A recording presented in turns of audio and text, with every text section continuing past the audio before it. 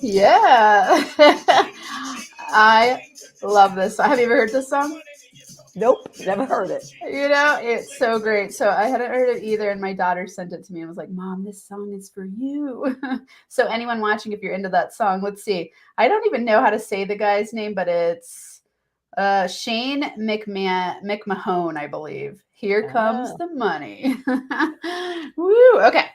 I have a question to start off before we dive deep into everything your story. Welcome everyone to NFA Money Talks, another deep dive conversation, real raw. We're going to dig into the roller coaster ride of entrepreneurship, money blocks, money fears, money mistakes, all that kind of stuff. So I want to start, Sandy, by asking you one moment in your business building adventures where you felt scared about money.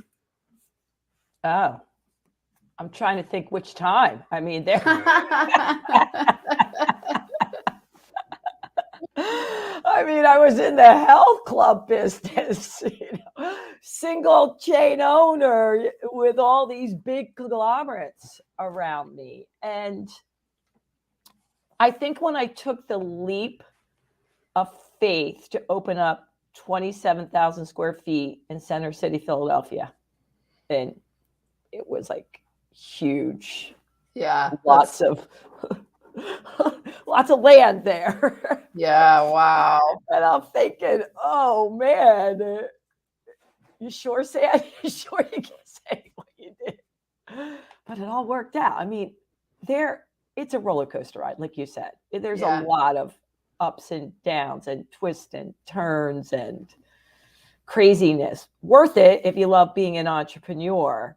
But I think when I took that bigger step to have more real estate and bring in a business partner, it was pretty damn scary. Yeah, that's a big. Where were you before that? So I was my first health club was in Ballackinwood, Pennsylvania. It wasn't small. I mean, we had 10,000, then we had 15,000. And then I had another one in Jenkintown, which was much bigger, but somebody else put up all the money. So that wasn't as risky. 80% of the money for the first club was mine. And then the third club, which was in Center City, Philadelphia, I brought in a business partner, the same thing. It was his money, but I felt like the stakes were higher. Yeah. Why? Why exactly? Because it was right at 19th and Market. It was like the center of Philadelphia, and it was phenomenal, but there was huge windows and everybody could see. And I just felt like, okay, this is the big time. This is Center City, Philadelphia, like right there. Yeah. So you think it was some of the fear around like fear of success or responsibility, or it was a big deal, like huge up level? I don't think of success, but who knows? We could dig a little deeper and we could go there maybe, but I wouldn't say that. And I don't think it's the responsibility. It was just, oh crapola, I'm here. I hope I can do what I said I can do, because I sold it. And now, now you're here like, oh crap. Do I really want this? Like, this is huge. This is a big responsibility. Yeah. This is such a big one. It's like do I have what it takes? Where that gets triggered when we up level to some new level. It's like, oh God, now I'm here. Do I have what it takes to keep it going? Yes, because that's business. You got to keep going. But then I settle back down because I have systems in place that I've been doing forever, that I go, wait a minute. That's negative chatter. It's not going to serve you well. And what thoughts will serve you well? So I don't stay there too long. Yeah. I get back there quicker on why I'm here and why I want to do it. Well, I love this because you've been in business how many years? Oh my God. Over 30. Wow. You like that? Over 30. So you have a lot of experience. Yeah. I besides waitressing and pumping gas, this is what I've done. Yeah. Owned fitness, health clubs, training centers. That's what I've done. Man, that's amazing. Okay, so lots. Okay, everyone watching, lots and lots of experience. So buckle up for this conversation because there's gonna be so many good tips. To me, I love this show in particular because I get to bring to the table those real conversations that everyone needs to hear as you build businesses, like that money. Those money fears, the money triggers, the money ups, the money downs, the money Mm. uncertainties, all that stuff is part of building a business. And I always think of business building as triggering the deepest, darkest parts of yourselves, of ourselves, and the highest successes. And that's why I think of it as spiritual evolution to grow a business, you know? So it's Yeah. like, especially when you're doing stuff in your zone of genius. So when you very first started 30 years ago, you know, what would you tell everyone here and yourself if you could go back and go, okay, what's the fastest way to break through to six figures? What would your top 3 tips be? It's going to sound cheesy, but it's something I've done my entire life. Let's just get this started. I didn't dream of being an entrepreneur. I was a dance major. Ooh, Okay, so let's just get this out. yeah, let's do Grew it. up in the projects, was happy to graduate high school. Going to college was a miracle. Getting my master's, are you kidding me? So anything I did above graduating high school and waitressing was, I'm golden. So I also didn't have that fear of losing money because I was Mhm. really a joyful person with no money. So bigger risks. Yeah. And there wasn't anything expected of me. I didn't have a family going, you should do this, you should do that. I'm alive. I'm out here. So it's all good. The number one thing that led me to everything I've ever had is I did it with such joy and love and passion. Everything Mm. I did. So when I waitressed, I wasn't competitive with others, but I was competitive with myself. So the number one thing, I really loved what I did. So even Yeah. waitressing, I enjoyed making people smile and giving them their meals, you know, and I didn't think, oh, they're not paying me this or that. I thought I've accepted the job. I'm going to shine. You know, I I'm going to love shine. this. So when I went to college and I was a dance major, realized I wasn't as great as I thought going to New York, Upper Montclair. I was at Montclair College. Oh my God. I practiced 10 hours a day. They practiced one. They were so much better. I switched into Westchester. So dance was my concentration in health and phys ed. All right. So why I'm telling you this is because I took that and they did an internship. So I was teaching aerobics at a fitness center. Never have done that, but I wanted to do the best and serve them. So all I cared about is they left feeling amazing. I was so wanting them to have the most joyful experience. And because that, somebody in the classroom said, hey, would you like to train me in my home? I was like, huh? And back then they didn't do that. So I was in Philadelphia at the time with no private trainers, and I did it for them. I didn't want anything out of the who's who. So I cornered the market, and I just cared about them getting results. And I didn't try to manipulate or think how I could get something from them. So let's go back again. Number one thing, I just did what I love, and it took this path and took the next path. And then they're like, oh, you should open a health club. We'll help you. I did what I love. And number two, to serve them, to be the best I can so that I can inspire others and uplift, not thinking of what I'm going to get. Those were the two Yeah. top things. Number three, surrounded myself with a lot of people that could help me because I knew nothing about business. I had tons of mentors and I sucked up everything they had to teach me. And I was okay saying, I don't know that. I don't understand. And they loved helping me because they knew I was genuine in my pursuit.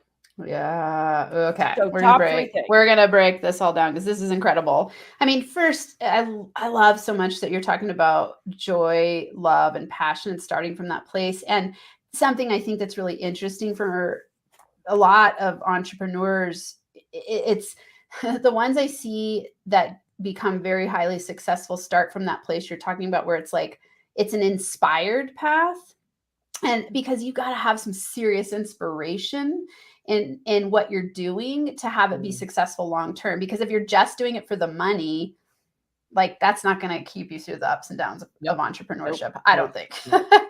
And so, for you started from this place where you didn't have anything to lose and you really had everything to gain. And your focus was really just helping and serving and playing, which I love, because to me, your spirit is like so playful. I love the way you show up. I like to have fun. Yes. I entertain myself now that I entertain others. So that's the way it goes. Yeah. Yeah. And that mentality of, this is where magic happens in my mind. And I was thinking about manifestation in terms of money manifestation. When you're detached from an outcome, it comes to you more easily. So you weren't attached to building a business. You were just going with the cues that were coming to you and the opportunities that were being brought. And that's what caused it to grow. Yes. Did you have rapid growth? Was it slow? Was it fast? I mean, to me, I felt like it was rapid. I don't know about anybody else, but yeah. My first business, Specially Fit, the in-home training business, I started in 1985. And I was just doing really well, making money hand over fist, and then even added 15 other people to work with me. So to me, it was just constantly growing, and I was just keeping up with it. And then the first health club, someone said to me, hey, you should open a health club. One of my mentors. I'm like, oh, never thought of that. But then I ran with it, and it took me 3 years. Back up. It took me a long time to establish it because it was tough being a women business owner, trying to get the space and all that stuff back then, and being taken seriously. So, but once I got it open, because it was so new with the training and fitness, like back then I was cutting edge, it rocketed. Yeah.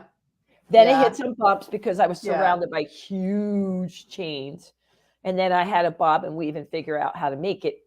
And being in Center City at 19th and Market, not only we were a great location and we had great members and clients, and we always tried to keep with the latest trends, but I had the 3 most important things: location, location, location. Mm-hmm. People could walk there. Is 19th and Market. They could come from all the corporate centers. And that was, how I made my money. And we had windows. So when people would come in and say, oh, your competition's trashing you, whatever, I'd say, yeah, I don't know about them, but I got windows. Yeah. So were you strategic about that? Was it an opportunity that fell in your lap? Were you strategic about the location and specifically? So what happened? So my first health club in Ballackinwood, it took me a long time to find the location, but like I said before, most of it was my money. I cracked open. Oh God, Ed Snyder, God bless you. He's the owner of the Flyers and the Sixers. Many companies Ed Snyder owns, but he was one of my first clients, and he said, Sandy, don't take any of those business deals. I want you to own most of it. So he did opposite of whatever. Crack open your 401ks, your IRAs, put it all in with your. So I put it all in, and then he and another guy, Peter, put in 24% for a limited partnership, and really just to help me. They did not want to own a business, so that was great. While I was doing that, fortunate, one of my members said, "Oh, do you want to open another club?" I'm like, "Nah, I'm good." He's like, I'll put up 50%. I'll put up all the money and you can owe 50%. I'm like, okay. So he said, we just want your name and your expertise. I go, wait a minute. I get 50%. You put up all the money? Yeah. I'm in. I'm in. So then we got a great offer. We sold it because he was, he jumped when we got a great offer to sell that in a few years. Yeah. While that was going on, another gentleman, Glenn, approached me in the city who had other financial businesses about doing the same thing. Do you want to open in Center City? And I'm like, no, I'm good. Kept approaching, and voila. Then a few years later, he backed out, and I brought in another one of my business partners. But it's the same thing. I was like, I can own 50%. Yeah.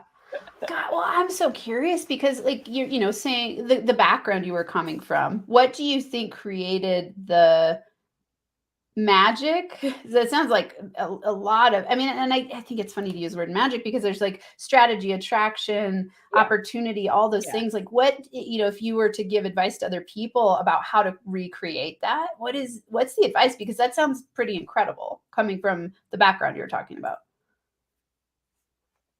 Okay. It's not woo woo, and there is science behind this. So just hold on here. Love it.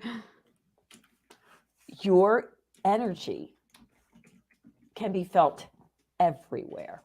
Your energy can be felt everywhere. So, how you show up every single day matters. How you choose to show up in the world with everything going on matters.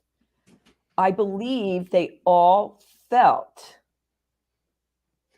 that no matter what, I was coming from such strength that nobody could take me away. Like, knock me down, I'm coming back up, because I had this inner strength I was tapping into.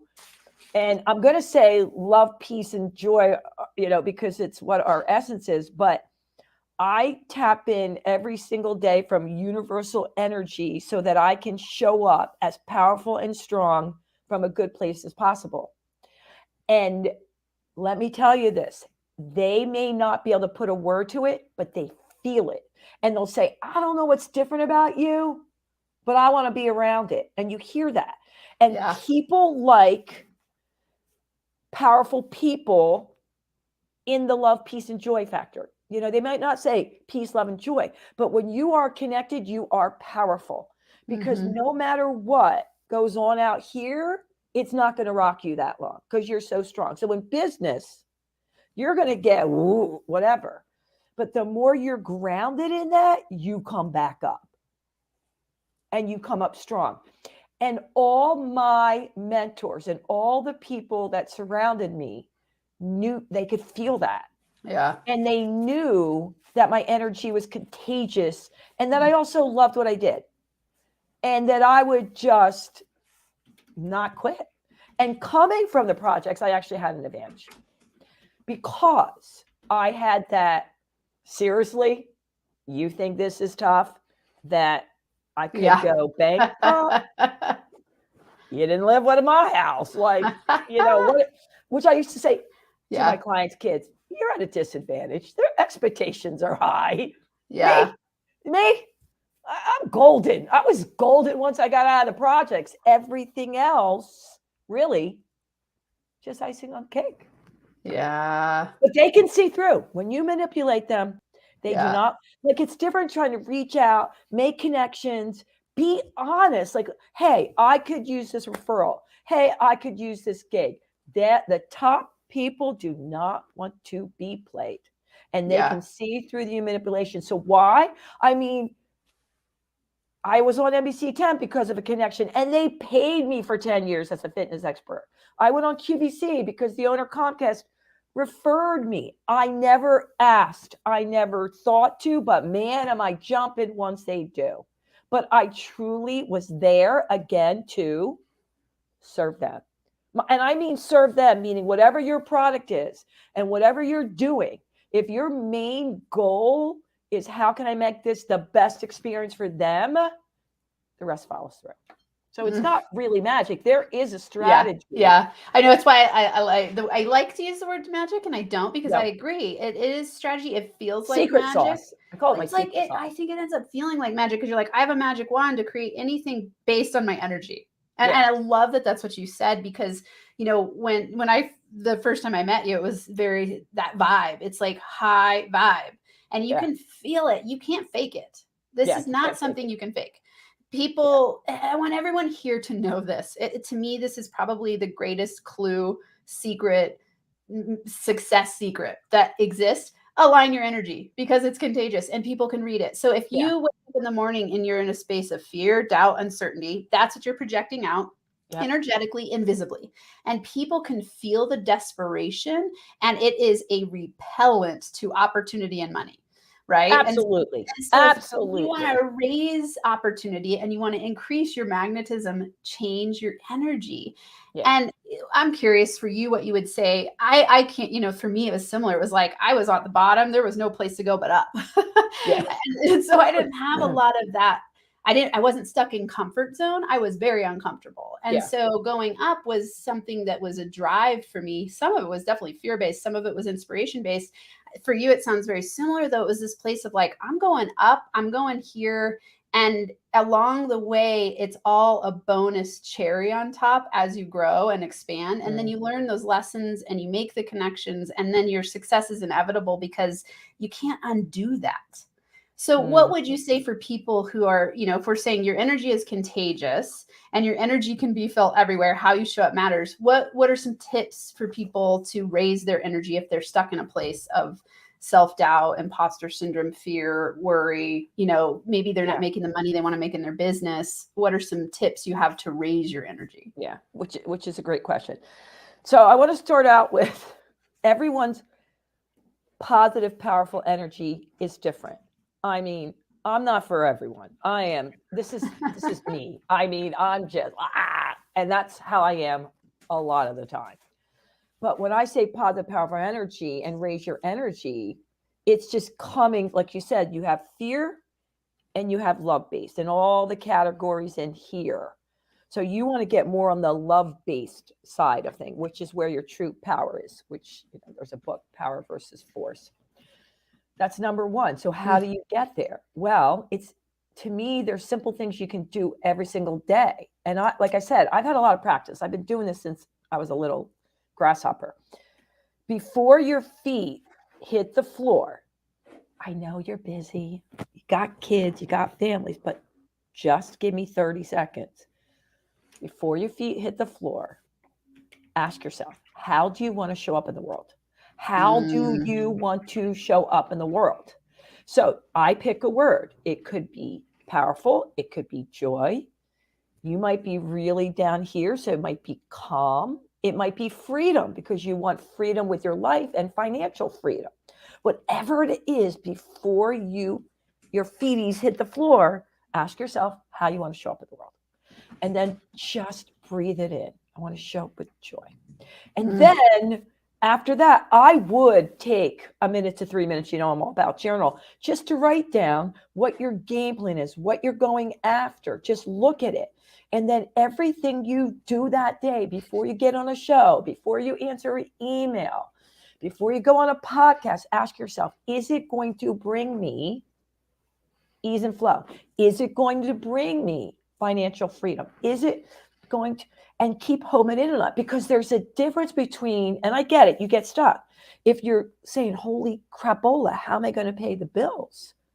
It's hard to get over here and not be faking it. But there are ways that you can think about that you feel freedom or abundance. There's so much. You might be like, wow, I have the freedom to do this. I have the freedom to do that. I feel abundant in my health. You got to get in that zone and then remind yourself why you're doing what you're doing. And then gradually, not if you've been really down low, it's not going to happen overnight. You've been doing that for a while. Just little things every day before you start your day, and that you can click into maybe once every hour to go, whoa, where am I? Don't judge the thoughts. Do not judge those thoughts. Oh my God, I'm not enough. How did I get here? I should be making more money. How could I not be making money for this age? Blah, blah, blah, blah, blah. Ask yourself, okay, cool brain, cool. But do those thoughts serve you well? And if not, breathe them out. And then what thoughts would serve you well? And it's just those little things every day. Remember what I said? They weren't time consuming. None of it. You could do it in the shower. You could do it in the car. You could do it on the car. God, I love that. That's it. Yes. I love what you're saying. I so agree with you. I think people think that there is, I get people ask me all the time, like they want an answer that's like instant, where they go like, there's a magic pill to change everything. And the thing that you're saying that's so important is that it's a journey and a constant daily practice. Yep. It doesn't just happen overnight, especially because you've built up 30, 40, 50, 60, however many years of habit in momentum in the direction you're going. So if you're feeling stuck right now, then you've built up momentum to feel stuck right now. You've got to reverse that momentum, which doesn't happen in one instant. you might have the thought in the instant that changes you, but then you've got to take action in that direction over time, repetitively, to then integrate it, to then project that energy out into the world, to then get different results. And here's a big thing. We don't like change. Our brain goes, even if it's going to serve you well, your brain goes, wait a minute. Danger, Will Roger. You've been doing this forever. Are you sure? Are you sure? So if you feel uncomfortable with those new thoughts and new things you're doing, it's not like it's not going to serve you well. All right. It's just that it's uncomfortable. Right. And your brain's like, wait, we've been wiring this way. What are you doing? So that's why little bits you're going to go, wait, look, that did help us. Rewire. Yeah. Okay. Let's talk about this. When you're rewiring in the practice, so for you, it's in the morning, and it to me, this is something that sounds so integrated into your daily practice. Everyone here, this is so cool. When Sandy interviewed me for her show last week, and it's like we got on, and I told her intro. It was like her voice is dancing, and then she was sharing how she dances before she does interviews. And I was like, oh my God, that's so cool. To me, that's like a habit of raising your vibe. Yes. And I felt it. I could feel your energy like blasting at me through the Zoom, or whatever platform we were on. I can't remember. And it was so cool. And I people tell me this a lot too. They're like, whoa, I just want to be around you because you are magnetic and vibrant and alive. Yeah. And that did not happen to me by accident. So it's like same thing, daily practices. I mean, I've gone through periods of depression and suicidal and in my life and my history before, and now I could never return to that place because I have the tools not to. Wow, that's huge. So it's like, I see someone like you and I go like, that's similar. It's like this vibrant, alive habit that you've created that you generated from within, not something from the outside fixing you. Nope. Yeah. And you know what? Not everybody has to go. A lot of people, they go real low until they come out, which is okay. It's okay. We're human. They hit bottom and then they go, whoa. But I sold my health clubs in 2019. And shortly after that, I really, ignoring mountain biking injuries over and over and over again, thinking, oh, I'll just do this, that, whatever. It hit me so hard that I couldn't really get off my sofa for 6 months. Mm-hmm. And it was like, oh my God. Well, they didn't know it was from mountain biking injuries because it was all up in my brain. It was months and months of like CAT scans, MRIs. They couldn't figure it out. And it was shutting down. I had to have help walk into the bathroom. I couldn't drive. I didn't work out for a year. So imagine me. I mean, I couldn't motivate anyone. Well, people just thought I was touring and doing a speaking engagement. My mentor said to me, I'm so happy for you. I go, what? He goes, you remember when you asked the universe, you said this year was going to be the year of pure joy and freedom? Well, you couldn't get it any other way. I go, I'm going to kill you. He goes, Sandy, you're going to be fine. All right, you're going to be fine. So while I'm lying there on a side, literally couldn't drive. I mean, imagine me, and then didn't work out for a year. All that. I had the opportunity, we're good now, to go in and go really deep and ask myself, number one, if I didn't have a bestseller, if I wasn't having the awesome business, mind and selling businesses and books and all that and motivating people and able to work out, could I really tap into pure joy and freedom within me? Could I deep in there, no matter what, no matter how much pain I was in, I was like, first of all, I said, no effing way, this is too bad. But then after really going deep, I realized that if I could show up in the world with this, no matter what, if I could get through this and tap into that. But the first thing I had to do is release all those deep down thoughts that I didn't even realize were so down there of things that didn't serve me well. There was anger, the hatred, all the stuff from my life that had to come out of my body in such pain so I could go to the other level. Do you know what I'm Yeah, saying? So I totally. let it all out in that way because I had to go, for me, kicking and screaming and get it all out of my body to get that all over here so that I could even experience more pure joy and freedom. Ugh, And what I can tell you right now, it's powerful. when we don't want that. Let's go before that, just prevention. When you just tap in and listen to your heart and what you want and really go into that peace, joy, and love place, the right people will come in your life, the right business person. Mhm. I mean, I hear it all the time. You should do this. You should do that. Your website should look this. If you don't do this, the follower should. Okay. But when you really are coming from within you, forget all the people out there. The right person will come at the right time to help you grow your business. And it will feel so much more fun. It's so powerful. It's so interesting to know on this side of life where I used to feel so stuck. Like everything you're saying resonates with me so much because it's like you can be stuck in that place and in pain and in fear and frustration, resentment, guilt, like all of the power versus force things that hold you down, right? At the lower Yeah. scale of consciousness.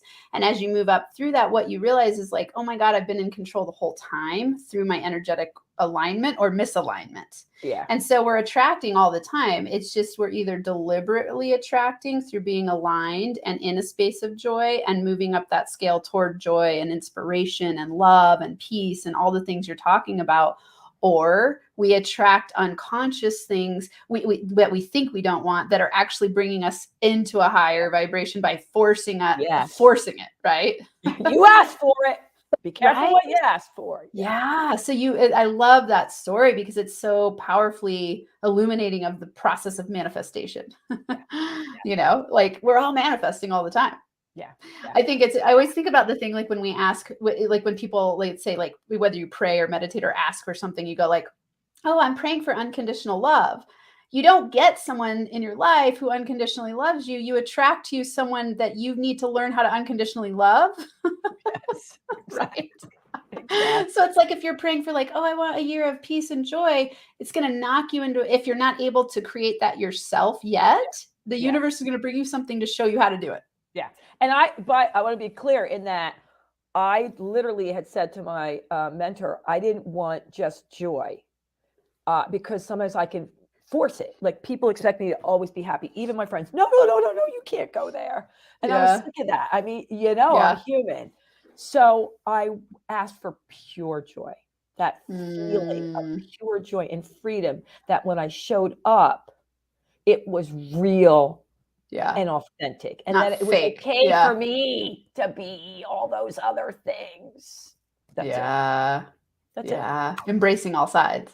Yeah. Because anytime we're resisting something, it's you attract the thing you're resisting. So it's like it's like you could say, I want joy. A lot of people, let's say it's money. This is a really easy one. Like they say, I want 6 figures, I want 7 figures, I want whatever success. But what they're unconsciously thinking about is that they don't have it. So it's the lacking state. So if we're saying, oh, I want pure joy, but they're really secretly miserable, they're going to be attracting the misery. And when you're in that pure state, that you're actually consciously creating the joy. Yeah. And so that's why it's very, very important that you just take a few minutes to check into where you really are. And it's okay. Check into what thoughts you're having. For example, if it's about money, I call it a brain drain or scribble scrabble. Just write down the thoughts you have about money right now because they're in there. And 90% of the 60,000 thoughts you have repeat every day. So just be aware of it. Put a big X through it and say, they don't serve me well, but they're there. How could I slightly shift the thoughts I'm having, right? You can't go from, I feel like I'm not worthy to billionaire, right? Yeah. So slightly, but you got to get real with, it's okay. I'm scared. Like even when I saw my business, I was like, oh shit, how am I going to make money now? Like, you know what I mean? What am I going to do? Can I redo it? There's a lot of things. Am I too old? And I had to be really honest with that in order to get to the other side.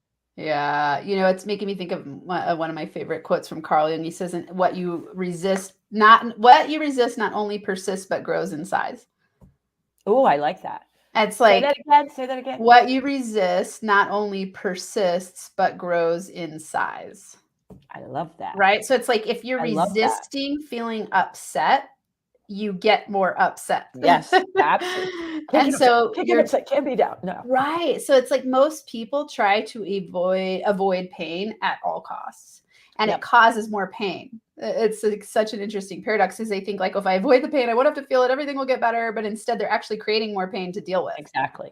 Exactly. Yeah. I could talk to you for hours. Okay. Let's find out. So I always like to ask a power question, and I wrote this one that you said, but is there another one you'd love to share? Like a power question you ask yourself every day. You've actually shared many here already. Mm-hmm. So no matter how much pain I'm in, how can I tap into pure joy? You would add there. Is there another power question that you ask yourself on a regular basis to get aligned and empowered? Well, I ask myself every single day the how do I want to show up in the world? Because my Yeah. big statement I have is life doesn't happen to me, I happen to life. Yeah. I say that all the time. How do I want to show up in the world? How do I choose to show up in the world? Yeah. Taking responsibility, which is amazing and scary because we want to blame other people, but trust me, it's much better when you bring back the power and you're not perfect, and it's amazing that you're not. So I always ask myself, how do I want to show up? And then the second thing I always say is, what do I need right now? Like if I'm feeling Mm. off, what do I need right now? It might be to dance, it might be to journal, it might be to call a friend, it might be to call a mentor. I always do those two things. And then when somebody or well-meaning people or whatever tell me thing that doesn't vibrate with me, or people tell me Mm. all the reasons why something can't happen, I always say, are you sure? Are I you love really it. sure? Are you sure? I don't know about that. Yeah. So to me, something that's really powerful that you've given here today is asking a lot of questions. I mean, you've said so many questions throughout. It's like, before you get up, ask yourself, how do I want to show up in the world? Power question. How do I want to show up in the world? No matter how much pain I'm in, how can I tap into pure joy? I Yeah. mean, you just keep dropping bombs of wisdom. And everyone, this is what's so important to know about self-mastery, is that it's these constant habitual questions. Powerful people ask powerful questions. Yes. Powerful people get powerful results because they're in this constant state of inner reflection. So it's like I get to have the most amazing people on the show who are highly successful, and the overlap is things like this, right? Yeah. So notice the habits that people repeatedly say: self-awareness, getting conscious, aligning your energy, right? Like Sandy is a master of joy. Like she brings it because she generates it, not because some magical thing dropped it into her lap. It's because she generates it every day. Yeah. It's fun to watch, and I can feel it, and I know everyone here can feel it. What's a book recommendation? What's one book that you've read that is a game changer for you in your life? Oh my, I'm looking at all the books that are around me, but I'm going to have to go with Ask and It Is Given, only because of what we've been talking Oh, about. love that one. Just That's a have to good go one. with it. Yeah. Ask and it I is mean, given. I have a lot. It's all self-help and business books everywhere. Everyone's like, how much help can you need? I'm like, you never know. Yeah. Well, but me too. I have that. I like books are Yeah. I love books. Yeah, me too. And what that does to me is like what we're talking about saturates my brain all the time with awesome energy. Like I'm constantly reading, listening to podcasts, watching YouTube in the self-development world, because unless you become a master of yourself, your outer environment will master you. And so it's like reading these powerful books. Oh, I love that book. That's an awesome recommendation. If you haven't read it, everyone here, get it. It's powerful. Okay. I know people are going to want to connect with you. So I know we have across the bottom scrolling where to connect with you. Will you tell us a little bit about what you do with people? Oh my God, that's such a fun question. Well, Dr. Amanda, I play with their brains. No. Yes. So right now, which I host a live and a recorded podcast, which I love doing. And if anybody wants to be on, it would be great. But I also, my main two things right now is I do keynote speaking engagements and presentations in person recently, which I love. And I also, if you're ready, I do coach select individuals and a few corporations. And that is so much fun. I love it. And it's for the whole, sometimes they come into me about the body stuff, but train your head, body will follow. So I love it. I love it. Love awesome. it. Okay. And they can find information on all that if they go to your website. Yes. Okay, cool. So everyone go visit sandyjoyweston.com. You'll find all kinds of good stuff. And you all know where to find me. I put this across the bottom before. If you want an awesome NFA money formula, go to nfamoneyformula.com. You'll get connection to a quiz, a mindset quiz, a course, all kinds of cool stuff that I've created over my years of doing business and understanding the money mindset of people and where entrepreneurs get stuck. So go there for that.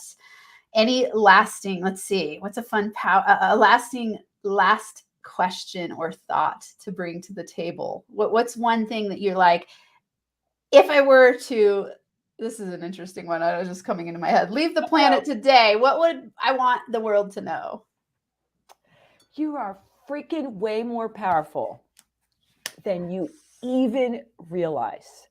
If you just take a second to tap into that unconditional love, peace, and joy for yourself right now, it's there. Ooh, and it's so exciting. You will have so much fun with it. Just take a minute to feel it, because you don't have to wait till it's there right now, and it's always going to be there. Beautiful. That's a great moment to leave. Thank you so much for bringing your gems of wisdom and your incredible energy. I love hanging out with you. It's awesome. Thank you for being here. Been freaking awesome, especially lately. I'm gonna miss you. I know. What the heck? We need to keep doing 3 shows a week together. I know. Oh my God, it's so crazy. All right, everyone. Thanks for being here. I will see you next week for another NFA Money Talk live. And until then, NFA Money making high fives. Woohoo! Toodles.